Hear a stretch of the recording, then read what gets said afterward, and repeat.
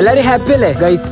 എനിക്ക് ഏറ്റവും ഇഷ്ടപ്പെട്ട ഒരു സിനിമയാണ് സുഡാനി ഫ്രം നൈജീരിയ. അപ്പൊ ആ ഒരു സിനിമയിൽ മുക്കാ ഭാഗത്തോളം ഷൂട്ട് ചെയ്ത സ്ഥലത്താണ് ഞാനിപ്പോ നിൽക്കുന്നത്. വേറെ ഇടയിലെ വാഴൂരിലാണ്. അപ്പൊ നമ്മളിന്ന് ആ മൂവി സീനുകളൊക്കെ ഷൂട്ട് ചെയ്ത സ്ഥലങ്ങളൊക്കെ ഒന്ന് ജസ്റ്റ് കാണാൻ വേണ്ടി പോവാണ്. സോ എല്ലാവർക്കും വെൽക്കം.